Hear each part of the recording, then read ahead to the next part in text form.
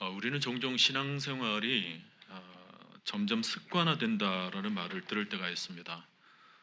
신앙생활이 습관적인 루틴으로만 굳어져 버린다라는 것이죠.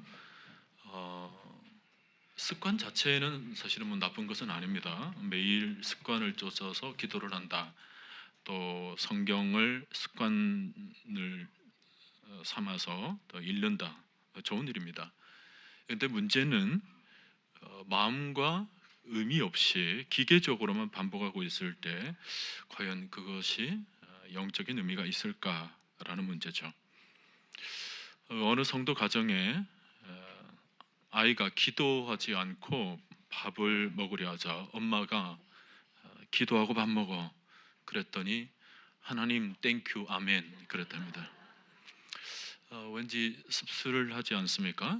너무 자동적으로 해서 진짜 감사가 없는 경우, 또 찬송을 부르지만 가사에 담긴 의미를 전혀 묵상하지 않고 그냥 입술만 따라 부르는 경우, 또 봉사나 헌신 또 헌금을 하면서도 이게 습관이니까 한다라는 생각만 있고 기쁨이 없는 그런 경우, 결국 신앙에 생명력이 빠지고 그냥 몸에 밴 종교적인 행동 패턴만 남겨져 있는 것입니다. 이사야 29장 13절을 보면 이 백성이 입으로는 나를 공경하되 마음은 내게서 멀리 떠났다. 또 요한계시록 3장 1절을 보니까 사대 교회에게 살았다라는 이름은 가졌으나 죽은 자로다. 이런 말씀들을 보면 하나님은 우리 신앙을 평가하고 계신다라는 것입니다. 그래서 우리가 늘 점검해야 할 것은 나는 지금 살아있는 신앙생활을 하고 있는가? 나는 지금 살아계신 하나님과 인격적으로 교제를 하면서 믿음의 생활을 하고 있는가라는 것을 늘 점검해야 되는 것입니다. 여러분, 살아있는 신앙이라는 것이 뭡니까? 아는 것과 사는 것이 일치하는 것을 말합니다. 성도들이 아는 것은 많은데 그것을 삶 속에서 살아내지를 못했을 때 그것을 죽은 신앙이라고 말을 하죠. 어떤 의미에서는 빛은 교회 안에서만 필요한 것이 아닙니다. 세상 속에서 더 밝게 빛나야 되는 거죠. 세상이 더 어두우니까요. 그런데 오늘날 많은 성도들이 세상 속으로 나가면서 같이 어두워지는 경우가 너무 많습니다. 교회에서는 찬송도 열심히 부르고 또 아멘도 하지만 직장과 가정에서는 불평과 원망, 그 세상 사람들과 다를 바 없는 삶을 살아갑니다. 제가 아는 목사님이 교회 앞에 있는 식당에 갔습니다. 근데 식당 아주머니가 조심스럽게 이런 말을 하는 거예요. 목사님, 교회 다니는 사람들은 참 이상합니다. 교회에 들어갈 때의 모습은 너무 거룩해 보이는데 여기 와서 밥을 먹을 때는 말도 험하고 굉장히 불평이 많습니다. 듣던 성도들과 목사님이 그 식당에서 부끄러워서 밥을 제대로 먹지 못했다라는 얘기를 들었습니다. 신앙생활을 하면서 어려운 부분이 바로 이런 모습이에요. 우리가 아는 것과 믿는 것이 일치하지 않으므로 우리가 마음으로 어려움을 느낄 때가 많습니다. 신앙생활이라는 것은 신앙 플러스 생활 아닙니까? 그 믿음과 생활이 일치해야 하는데 믿음과 생활이 일치하지 않음으로 인해서 어려움을 겪습니다. 이것이 계속되면 신앙이 공허해지는 것입니다. 신앙과 생활이 일치하지 않으면 신앙은 굉장히 추상적일 수가 있습니다. 모호해지죠. 무엇을 믿고 있는지 알 수가 없습니다. 우리가 믿는 것이 세상 가운데 실체화될 때, 또 예배가 삶 속에서 구체화될 때 세상 속에서 영향력을 드러낼 수 있는데, 그렇게 되지 않으면 신앙이 종교화될 수 있습니다. 세상에 아무런 감동을 줄 수가 없어요. 오히려 악영향을 끼칠 수 있습니다. 오늘도 요한일서를 펴놓고 있는데 이 요한일서 편지를 받게 되는 성도들은 신앙생활을 한 지 몇십 년이 되어가던 성도들이라 그랬습니다. 그러다 보니까 자연히 신앙이 습관화되고 형식화되어 가던 성도들이었죠. 신앙이 하나님과의 그 인격적인 만남, 사랑, 순종에서 비롯되어야 되는데 그냥 제도나 의식, 규칙만 남아버린 상태에 놓여져 있었습니다. 사도 요한이 이것을 보면서 너무 안타까워했던 거예요. 그래서 사도 요한은 이 요한 1서 편지를 처음 쓰면서 이렇게 시작을 합니다.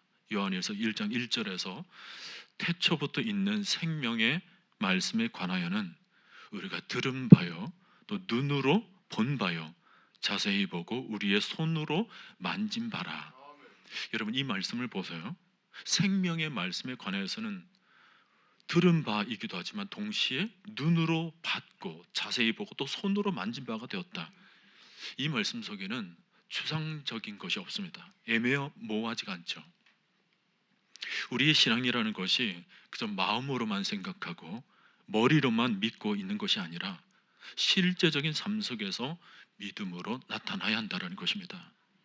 시편 34편 8절 말씀을 보면 너희는 여호와의 선하심을 맛보아 알지어다 말씀합니다.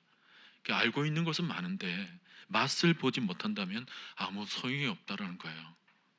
요즘 TV에서는 맛있는 음식들을 많이 소개하는데 아무리 봐도 소용이 없습니다. 먹어봐야 알 수 있는 거죠. 그냥 본다라는 것과 맛을 본다라는 것은 다른 의미입니다. 성경을 읽는다라는 것은 그냥 읽는 것이 아닙니다. 성경에 눈이 열려져야 하는 것입니다. 읽는 것과 눈이 열린 것은 다른 것입니다. 듣는 것과 하나님 말씀을 깨닫는 것은 다른 것입니다. 성경에서 귀 있는 자는 들을지어다 이 말씀을 하시는 이유가 뭘까요? 귀 없는 자가 누가 있겠습니까? 이 말은 깨달아야 한다는 것입니다. 듣는다라는 말은 소리를 듣는 것이 아니고 진리가 깨우쳐진다라는 것을 말하는 것입니다. 똑같이 듣지만 들을 귀 있는 자가 있다라는 거예요. 성경을 본다고 진리가 다 깨달아지는 것이 아닙니다. 눈이 열려져야 하는 것입니다. 어떤 영역이든지 고수들이 있죠. 근데 그들의 특징 딱 하나가 뭐냐면 보는 눈이 다르다라는 거예요. 남이 못 본 것을 봅니다. 그 일에 눈이 열려져 있기 때문에 그렇죠. 마태복음 5장 8절에서 마음이 청결한 자는 복이 있나니 그들이 하나님을 볼 것이며 말씀하십니다. 그 말씀을 보면 하나님을 다 보는 것이 아니라 볼 사람이 있다라는 거예요. 보이는 사람이 있다라는 것인데 그 사람은 마음이 청결한 자라는 것입니다. 여러분 눈이 열리면 인생이 달라집니다. 신앙이 달라집니다. 믿음이란 눈을 열어가는 것입니다. 성도 여러분, 여러분 모두는 눈이 열려지게 되시기를 바랍니다. 눈을 뜨고도 보지 못하는 사람이 많고 귀가 있는데도 듣지 못하는 사람들이 많습니다. 여러분 하나님에게 눈이 열린다는 것은 너무 중요한 문제입니다. 하나님에게 눈이 열린다. 다른 말로 하면 하나님을 제대로 알고 있다는 것입니다. 신앙은 하나님을 알게 되면서부터 제대로 된 신앙생활을 할 수 있습니다. 하나님을 아는 것이 얼마나 중요한가에 대해서 바울이 빌립보서 3장에서 이런 말을 한 적이 있습니다. 또한 모든 것을 해로 여김은 내 주 그리스도 예수를 아는 지식이 가장 고상하기 때문이다. 자기가 가지고 있던 모든 것들을 다 버릴 만큼 너무 중요한 것이 있다는 거예요. 자기가 지금까지 너무 얻길 원하고 원했던 그 모든 삶을 다 던져버릴 수 있던 유일한 이유가 바로 그리스도 예수를 아는 지식이 가장 고상하다는 것을 그가 깨닫게 된 것입니다. 신앙이 자란다는 것은 하나님을 알아가면서 자연스럽게 내 신앙이 자라는 것입니다. 내가 믿음이 좋아져야지 해서 되는 것이 아니고 하나님이 누구신지에 대해서 점점 눈이 뜨여지게 되면 저절로 믿음이 자라게 되는 거죠. 하나님을 아는 만큼 성숙해지고 하나님을 아는 만큼 헌신하게 되어 있습니다. 우리 자녀들도 부모를 아는 만큼 성숙해집니다. 부모를 모르면 아직 철이 덜 든 것입니다. 마찬가지로 하나님이 누구신지를 모르면 내 신앙이 자랄 수가 없어요. 하나님이 누구신지도 모르면서 우리의 믿음이 제대로 세워질 리가 없죠. 지금 이 시간에도 예배의 자리에 앉아 있다고 해서 하나님을 예배하는 것이 아닙니다. 하나님을 아는 만큼 그분을 경외할 수 있고 하나님을 아는 만큼 우리 안에 진정한 고백이 나오고 진정한 예배가 되는 것입니다. 그만큼 하나님을 아는 것이 중요한 일이고 대단한 일입니다. 모세가 광야에서 양을 치던 어느 날 하나님께서 찾아오시죠.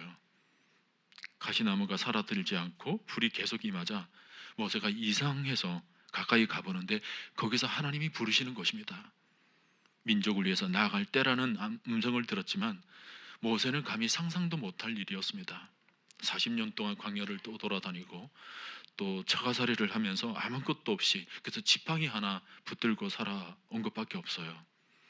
양떼를 몰고 다니는 목동에 불과한데 어떻게 그 당시 세계 최대 강국이라고 할 수 있는 애굽에 들어가서 더군다나 바로 왕 앞에서 내 민족을 나가게 해달라라는 얘기를 할 수가 있을까? 말도 안 되는 일이죠. 그때 모세의 관심은 딱 하나였습니다. 애굽이 얼마나 강대국인가? 애굽 안에는 얼마나 거대한 무기들이 있는가? 그래서 나는 그 애굽과 맞서기 위해서 내가 하나님 앞에 무기를 구해야 될까? 모세는 그런 것을 찾지를 않았습니다. 모세가 요구한 것은 딱 하나예요. 당신이 누구십니까? 나로 하여금 가라고 하지는 당신이 누구십니까? 당신이 누구신지를 알려주세요. 그래서 출애굽기 3장에서 하나님이 당신을 소개하십니다. 나는 스스로 있는 자다. I am who I am. 나는 자존자라는 거예요. 나는 누구에 의존되지 않다라는 것입니다. 나는 누구에 의해서 만들어진 존재가 아니다. 나는 영원 전부터 있었고 영원까지 있는 이다. 모세가 그거 하나 붙들고 애굽으로 들어갑니다. 애굽 왕 바로 왕 그 당시 권력자 앞에서 지팡이 하나만 들고 그 앞에 섭니다. 나에게 한 힘은 딱 하나밖에 없다라는 거죠. 하나님이 누구신지를 내가 분명히 알았다라는 것입니다. 그 다음에는 아무것도 필요가 없어요. 그 모든 것이 그 안에서 다 흘러나오는 것입니다.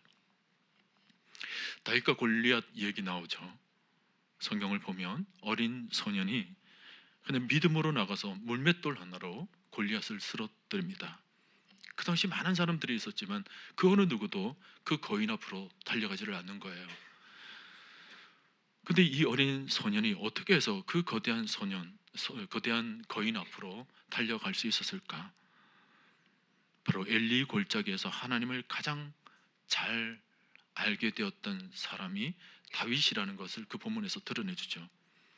다윗은 목동 시절에 곰이 달려들고 또 사자가 달려들고 이리가 달려들 때 그 거친 발톱에서 나를 건져내신 분이 하나님이라는 것을 똑똑히 그는 알았던 것입니다. 다윗은 자신의 삶 속에서 하나님을 이론적으로 지식적으로 경험한 것이 아니고 실제적으로 삶 속에서 경험했다라는 거예요. 양들을 지킬 때 나를 온전히 함께해 주신 분, 모든 위협으로부터 나를 건져내 주신 분이 하나님이기 때문에 이런 골리앗 앞에서도 분명히 하나님께서 살아 역사하실 것이다. 그거 하나 붙들고 그는 담대히 나아갔던 것입니다. 그래서 우리 신앙의 과제는 오늘 지금 나에게 어떤 일이 일어나고 있는가, 나에게 지금 어떤 어려움이 펼쳐지고 있는가, 그런 것을 생각하기 이전에 지금 내 앞에 계신 분이 누구신가, 내 삶 속에서 함께하고 계신 하나님이 누구신가 라는 것을 아는 것이 너무 중요합니다. 오늘 여러분은 하나님을 제대로 알고 계십니까? 지금까지 신앙생활을 해오고 있는데 하나님을 100%다 알고 있다는 분 혹시 우리 중에 있나요? 하나님과 우리는 너무 큰 차이가 있습니다. 거대한 간격이 있죠. 그래서 하나님은 우리가 쉽게 알 수 있는 분이 아니십니다. 하나님의 생각과 우리의 생각은 너무나도 다르고 하나님의 방식과 우리의 방식은 너무 차이가 있습니다. 창조주와 피조물의 차이가 너무 큰 것입니다. 그러니까 하나님을 우리가 아무나 알 수 있는 것이 아닙니다. 가볍게 알 수 있는 분이 아니십니다. 그래서 하나님을 알아간다는 것은 우리의 단순한 머리로, 이성으로는 불가능합니다. 우리의 모든 삶 속에 성령이 오셔야 되는 것입니다. 성령이 우리에게 은혜를 주셔야 되는 거예요. 책상 위에서 머리로 배운 이론적인 하나님은 아무런 힘이 없습니다. 현장에서 구체적으로 나의 삶 속에서 경험한 하나님이 중요하죠. 오늘날 우리는 수없는 정보들이 있습니다. 인터넷만 뒤져봐도 아주 많은 지식들을 얻을 수가 있습니다. 예수님에 대해서도 인터넷으로 검색해서 알게 되었다? 그게 정말 아는 것이라고 말할 수 있을까요? 예수에 대해서 이론적인 지식을 쌓아가지고는 절대로 믿음 생활하기가 어렵습니다. 그리스도를 아는, 실제적으로 경험한, 하나님을 경험적으로 아는 하나님으로 충만하지 않으면 믿음의 삶을 이어갈 수가 없죠. 우리의 삶을 바꾸는 것은 지식의 힘이 아니고 하나님을 경험으로 아는 삶의 삶인 것입니다. 그것이 우리에게 힘이 되는 것입니다. 처음 운전을 배울 때 여러분 어떻게 배우셨습니까? 이론으로 교통법규를 익히고 핸들은 이렇게 한다, 저렇게 돌린다, 옆에서 많은 얘기들을 해주는 강사를 통해서 여러분들이 운전을 배우셨습니까? 그런 정도 지식을 가지고 도로에 나가는 것은 거의 자살 행위와 같습니다. 운전을 배웠다고 말할 수가 없어요. 차선을 바꾸는 감각, 또 브레이크를 밟는 타이밍, 갑자기 끼어드는 차에 대해서 모든 상황들에 대해서 몸으로 부딪히면서 배워야지만이 운전을 제대로 배운 것입니다. 집에서 아이를 키우는 것도 마찬가지입니다. 육아에 관련된 책을 수십 권 읽었다고 해서 아이들을 제대로 키워내지를 못합니다.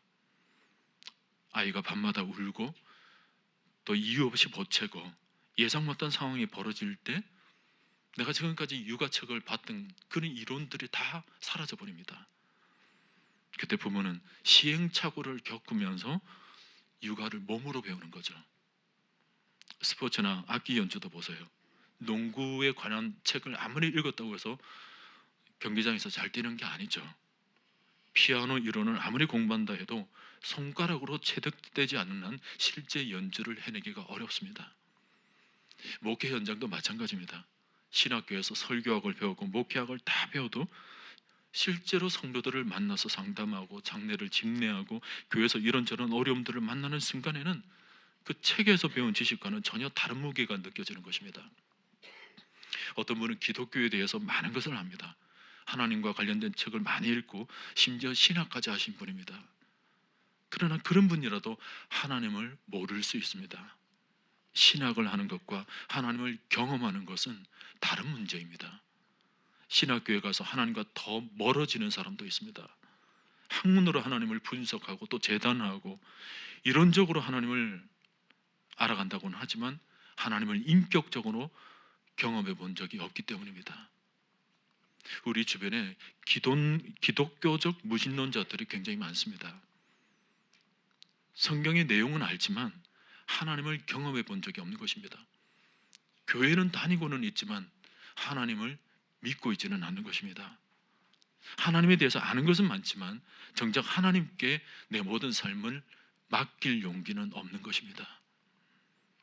여러분, 어디에서 이런 판가름이 납니까? 오늘 본문에서 요한이 강조하는 것을 우리가 집중해서 살펴볼 필요가 있습니다. 오늘 본문 3절을 보면 우리가 그의 계명을 지키면 이로써 우리가 그를 아는 줄로 알 것이요. 여기서 매우 중요한 것이 뭡니까? 그 계명을 지키면 이로써 그를 알게 된다라는 것입니다. 4절도 보세요. 그를 아노라 하고 그의 계명을 지키지 아니하는 자는 거짓말하는 자요 진리가 그 속에 있지 아니하리라. 다른 말로 하면 안 믿는 사람이라는 거예요. 그리고 6절 우리가 그의 안에 산다고 하는 자는 그가 행하시는 대로 자기도 행할지니라. 여러분, 이런 말씀들을 공동적으로 강조하고 있는 것이 뭐예요? 하나님을 안다라는 것은 단순하게 지식이 아니라 계명을 지킬 때, 말씀에 순종할 때 비로소 하나님을 제대로 알게 된다라는 것입니다. 하나님을 안다라는 것과 하나님 말씀을 지킨다라는 것은 둘이 아니고 하나라는 거예요. 하나님을 안다면 말씀대로 행할 것이고 말씀대로 행할 때 하나님을 더욱더 알아가는 이 상승작용이 일어나는 것입니다. 그러니 하나님을 아는 것은 지식으로만 되어지는 것이 아니고 구체적인 행동으로 되어지는 것입니다. 초대교회 시대에는 영지주의자들이 있었습니다. 소위 그 시대의 이단들이었어요. 하나님을 머리로만 이해하려고 하고 생각으로만 받아들이려고 합니다. 그리고 초대교회 시대에는 헬라 철학이라는 것이 있었습니다.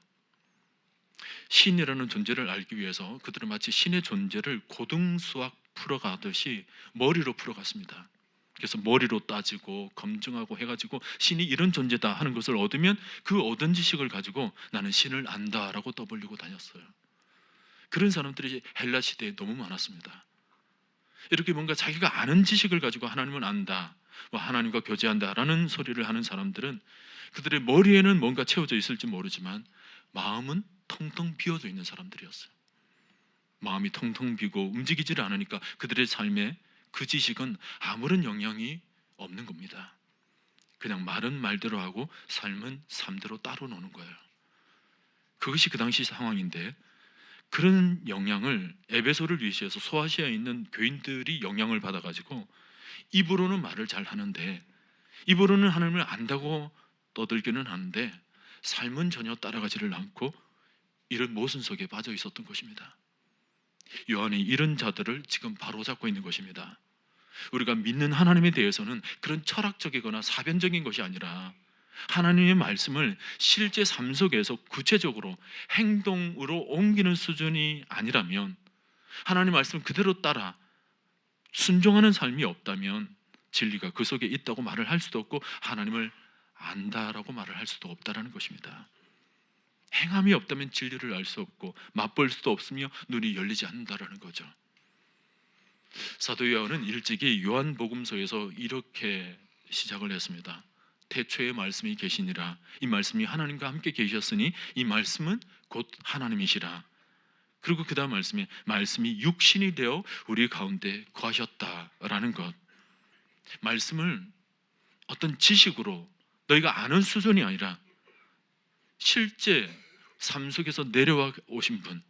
그래서 우리도 역시 말씀을 내 머리와 내 몸, 발끝까지 온몸이 하나님 말씀으로 경험되어져야 된다는 것을 뚜렷하게 보여주고 있는 거죠. 여러분, 말씀은 곧 하나님의 인격입니다. 하나님의 말씀에 순종하다 보면 그 안에서 하나님의 인격을 만나게 되죠. 하나님이 얼마나 놀랍고 사랑이 많으시며 신실하신 분이신가를 만나게 되는 것입니다.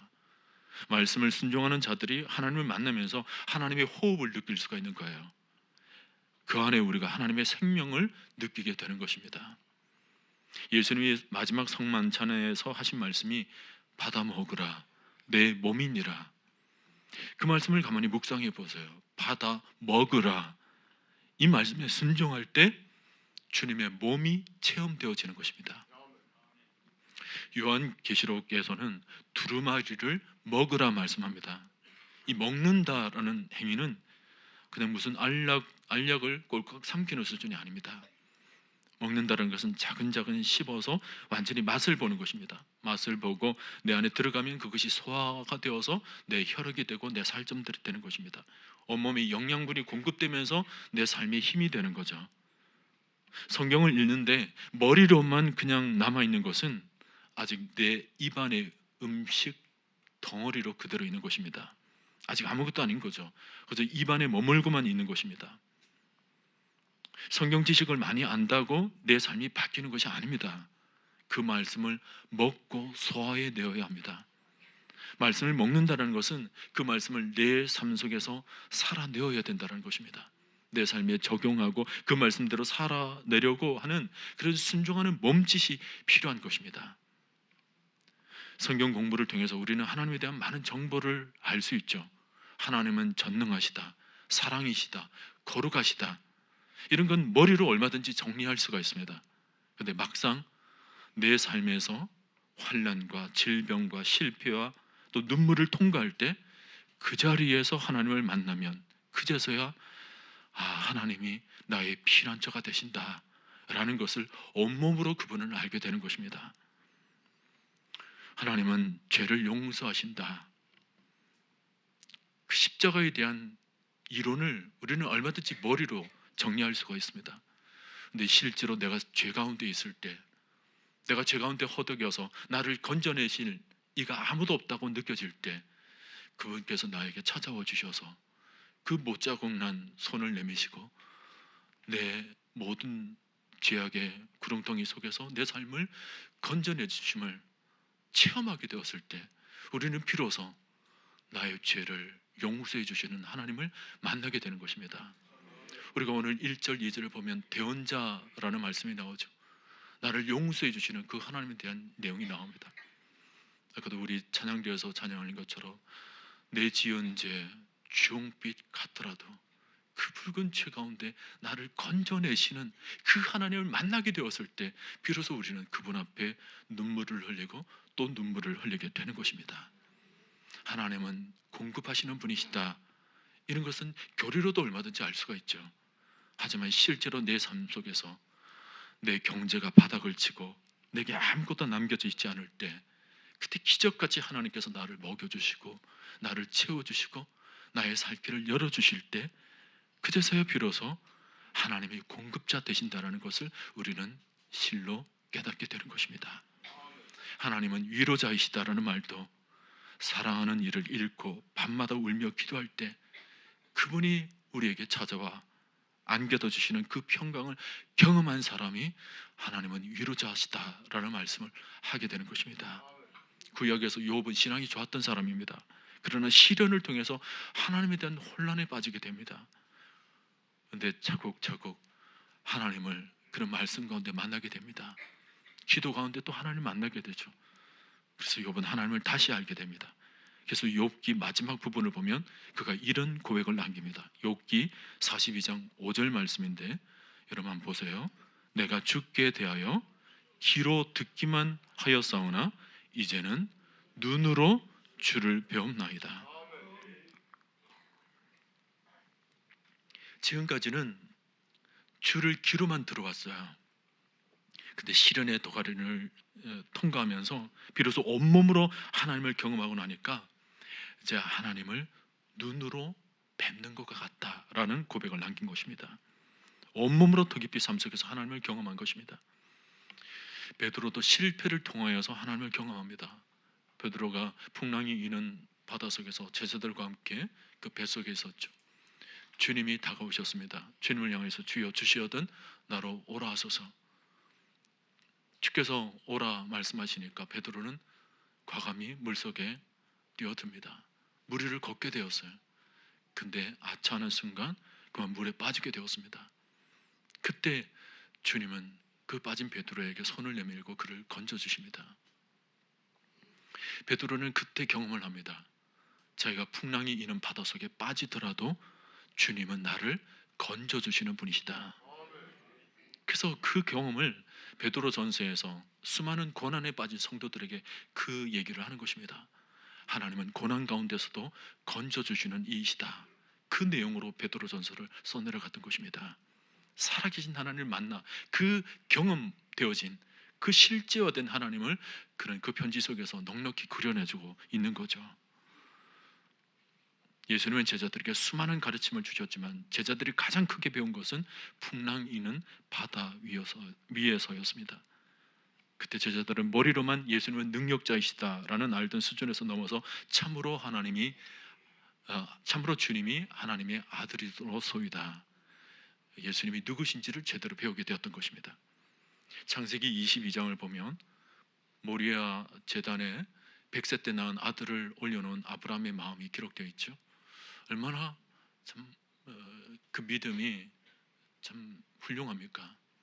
근데 우리가 아브라함이 100세에 그 아들을 낳은 그 아들을 모리아에 바친 그 사건이 중요한 것이 아니라 그 마음의 시험 속에서도 그는 여호와의 이레를 경험합니다.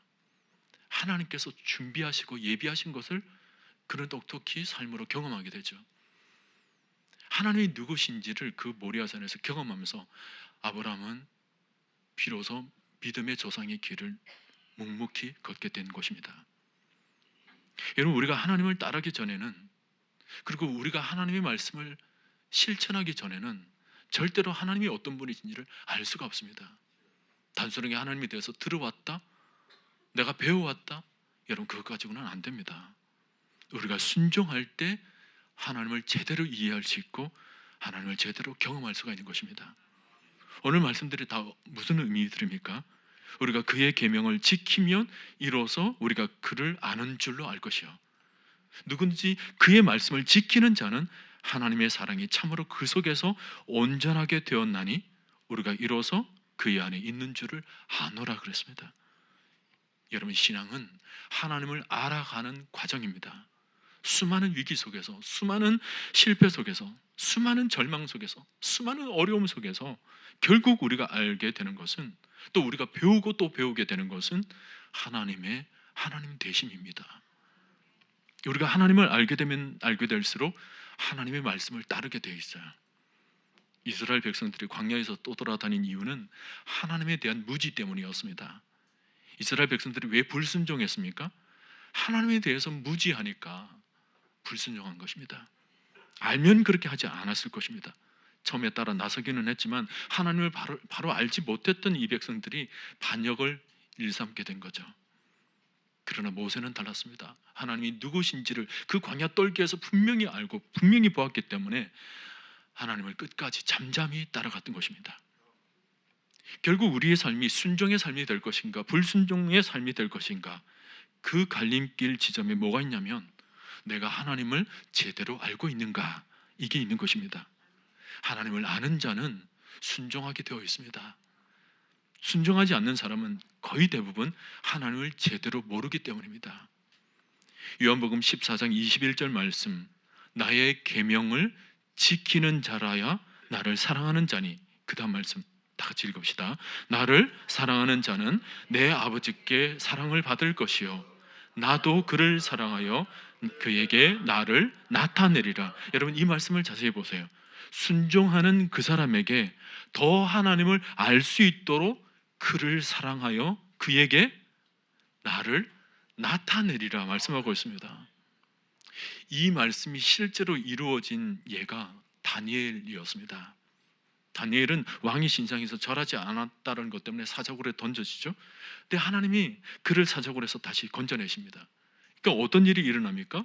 이방의 왕이 하나님을 알고 하나님을 찬양하게 됩니다. 너의 하나님이 진짜 하나님이시다. 하나님 말씀 안에 거하고 하나님 말씀이 그대로 따라 순종했더니 하나님께서 다니엘을 사랑하여 그 사랑하는 그 자에게 하나님을 나타내신 거죠. 그 빛을 나타내니까 이방인들이 그 빛을 보고 하나님을 알게 되었다는 것입니다. 여러분, 우리가 순종하는 자리에 하나님이 누구신가가 드러나게 되어 있습니다. 하나님께서 드러내시죠. 하나님이 하나님 되심을 나타내시는 것입니다. 오늘날 이 세상에 왜 빛이 사라지고 있습니까? 왜 어둠이 가득하죠? 하나님의 백성들이 순종하는 자리에서 하나님 빛이 드러나게 되어 있는데, 하나님 백성들이 세상 속에서 순종의 삶이 없으니까 하나님이 그를 드러내시지를 않으시는 것입니다. 빛으로 나타내시지를 않는 거죠. 여러분, 하나님을 알면 순종할 힘이 일어나고, 이 순종을 통해서 하나님을 더 알게 되면 우리의 삶에는 아주 파괴력이 생겨나게 됩니다. 세상 속에서 아주 강력한 빛을 드러나게 되죠. 결국 우리 신앙에 있어서 가장 중요한 핵심이 뭐예요? 내가 나의 모든 행동과 순종의 삶을 통하여서 하나님을 아는 자가 되어가는 것입니다. 순종의 삶을 통해서 가만히 앉아서 하나님을 안다가 아닙니다. 순종을 통하여 하나님을 알아가는 것입니다. 사랑을 실천함으로 하나님을 알아가는 것입니다. 빛의 행실을 통해서 하나님을 알아가는 것입니다. 하나님을 관하여서 책 10권, 수십 권, 수백 권을 읽어도, 또 박사 논문까지 써도 하나님을 삶 속에서 인격적으로 알지 못하면 아무 소용이 없는 것입니다. 여러분, 신자가 가지고 있는 최고의 영광이 무엇입니까? 신자와 불신자의 확연한 차이가 무엇입니까? 불신자들은 그저 머리로 하나님을 아는 것입니다. 그런 분이라고 들어왔다라는 거예요. 그러나 신자는 몸으로, 삶으로 하나님을 아는 것입니다. 여기서 힘의 차이가 생기는 것입니다. 불신자들은 아무런 힘이 없어요. 하지만 우리는 살아계신 하나님, 내 삶에 개입하신 하나님으로부터 우리는 하늘의 힘을 경험할 수가 있는 것입니다. 이 힘이 세상 속에서 능력 있게 발휘되어야 우리 시대가 변하는 것입니다. 우리의 삶의 힘, 그 힘의 근거, 이 세상에 어떤 어려움이 와도 기죽지 않게 만드는 힘, 쓰러지고 7번 넘어져도 다시 일어나게 만드는 힘, 심지어 죽음 앞에서도 전혀 두려워하지 않고 평안을 유지할 수 있는 힘, 평안의 힘, 자유의 힘, 부활의 힘, 이 모든 것이 살아계신 하나님을 만나고 하나님을 직접 경험하면서 알게 되는 그 힘으로부터 나오게 되는 것입니다. 여러분, 구원을 누리는 삶은 하나님을 한 걸음 한 걸음 알아가는 삶입니다. 무궁한 하나님을 알면 알수록 그분 안에서 위로와 평안을 경험하게 되는 것입니다. 모든 환난을 이겨내는 능력이 그 안에서 나오는 거죠. 그러므로 이제 여러분 믿음 삶에 있어서 이제 새로운 삶의 목표를 세워 보시기를 바랍니다. 한번 따라서 해볼까요? 나의 모든 삶 속에서 하나님 말씀에 철저히 순종함으로 하나님을 더 깊이 알아가게 하여 주옵소서. 이것이 하나님의 선하심을 맛보아 아는 은혜입니다. 오늘 하나님을 눈으로 보고 귀로 듣고 손으로 만지는 이 은혜가 오늘 여러분 모두에게 충만히 부어지게 되기를 축원합니다. 신앙생활이 밋밋하고 몸이 건조해지고 재미도 없다면 딴 데 이유가 있는 게 아닙니다. 나의 삶 속에서 실제적으로 하나님을 더 알아가는 경험이 없으면 우리의 신앙은 정체하게 되죠. 나의 삶 전체를 통해서 인격적으로 하나님을 만나면서 하나님 풍성히 알아가게 되면 정말 신앙생활이 경이로워지고 우리의 예배는 더 깊어질 것이고 하나님이 우리의 삶을 전인격적으로 맡겨도 될 만한 분, 하나님을 전적으로 우리는 신뢰하게 될 것입니다. 우리의 그 어떤 헌신도 가능하게 만드는 힘이 다 거기서 나오는 거예요. 어떤 봉사도 넉넉히 해낼 그 힘이 거기서 나오는 것입니다. 그리고 그분 안에서 우리는 자유를 얻게 될 것입니다. 요한은 진리를 알지니 진리가 너희를 자유롭게 하리라. 여기서 진리를 안다는 것은 단순하게 머리로 아는 것이 아닙니다. 말씀을 붙잡고 삶으로 삶의 현장 속에서 순종하기 위해서 몸부림치면서 그 부분을 체득하게 될 때 그 속에서 얻어낸 진리가 우리의 모든 삶을 자유케 만드는 거예요. 오늘도 여러분들이 이 말씀을 붙들고 삶 속에서 한번 부딪혀 보시길 바랍니다. 토저가 그런 말을 했어요. 세상과 충돌하라 그랬습니다. 하나님 말씀을 붙잡고 세상 속에서 그 어둠 속에서 빛 대신 하나님 말씀을 붙잡고 한번 충돌을 한번 해보는 거예요. 충돌해보면 빛의 능력을 체험하게 된다는 것입니다. 우리가 부르는 찬송 중에 예수 더 알기 원하네 라는 곡이 있죠. 찬송가 453장입니다. 엘리자 에드먼즈 휘지라는 여인이 이 곡을 썼는데 그 여인은 공립학교 교사였습니다. 주일학교에서도 아이들을 가르치는 주일학교 교사이기도 하죠. 그때 그가 어느 날 학교에서 아이들이 장난치면서 던진 돌이 등 척추에 맞으면서 그녀가 어려움을 겪게 됩니다. 병상에서 굉장히 오랜 시간 동안 누워있게 되죠. 근데 그가 그 침상에서 하나님에 대해서 조금씩 더 알아갑니다. 이렇게 누워져 있을 때 찾아와 주시는 하나님, 위로해 주시는 하나님, 이런 상황 가운데 새로운 소망을 주시는 하나님, 그 하나님을 만나게 되면서 그는 시를 쓰기 시작합니다. 찬송을 써내려가기 시작해요. 하나님을 알면 알수록 자신에게 솟아나는 그 새로운 삶의 소망의 힘을 그가 느끼게 되면서 그런 찬송시를 써내려갔던 것입니다. 그의 이 모습을 바라보면서 너무 감동스러워서 존 로번슨 스웨니라는 작곡가가 그녀가 쓴 찬송시에다가 곡을 붙였습니다. 그녀가 침상에 누워져 있으면서도 너무 기뻐하고 너무 즐거워하고 그리고 하나님을 너무 알아가고자 하는 그런 열망의 모습이 너무 감동스러워서 그가 이 곡을 썼는데 우리나라 성도님들이 이 곡을 부를 때 그냥 붙점 없이 부르죠.